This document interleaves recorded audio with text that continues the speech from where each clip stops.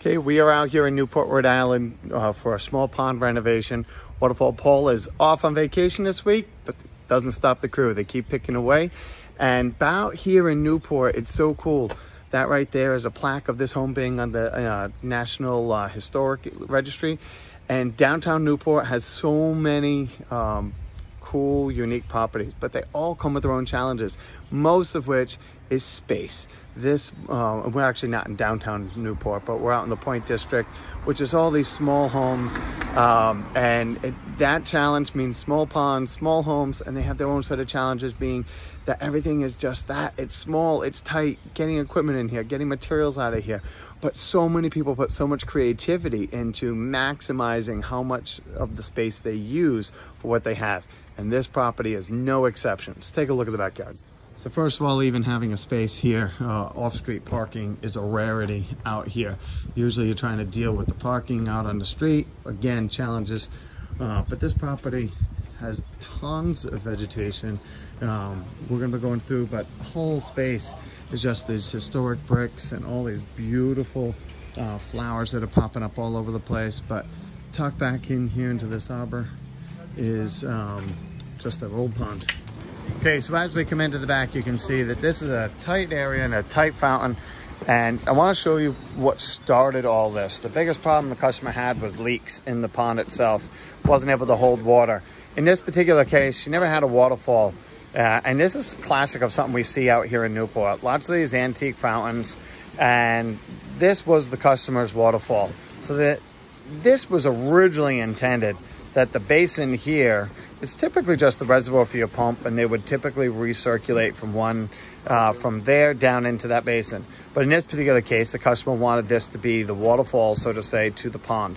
So this built into here, then this would ooze over the top and spill into the pond, except it very rarely ever works that way. You can see down below what typically happens is water comes out here, maybe it drips down, but then it almost always rolls back and then just kind of follows the foundation. You can even see water dripping down there still. And then it's just rotting the entire fence because this is all saturated. And then it was getting between the liners. So we want to convert this to an aquascape ecosystem pond. So we're doing our traditional installation. We'll put a skimmer at this end, a waterfall on this side, so the customer gets a true natural looking waterfall, just a little drop into here. We'll carve out into the brick walkway a little bit, cannibalize a little bit of that space to get some volume, but she still wants this to be the main water feature. So what we're going to do is we'll actually run the liner up behind the fountain. So many of these fountains we get into, customers get creative on what they want to do, but they never think of waterproofing. So we're going to put the liner right up behind the fountain, so that way if it oozes and drips and goes, everything will stay inside the pond. So this is a small pond, small areas, but we're going to maximize every square inch we can, just like the customer did inside our landscape. And the crew are working hard at trying to stay on schedule and to get all that squared away. Biggest thing is when we're done, we want to see some plants, we want to see fish. We don't want to see rubber liner. We don't want to see tubing.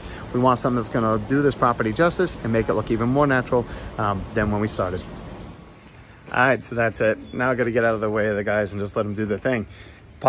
These small projects, like I said, are very cool and have challenges, but it's amazing. For the guys, it's a perfect day for it. It's a beautiful day in Newport.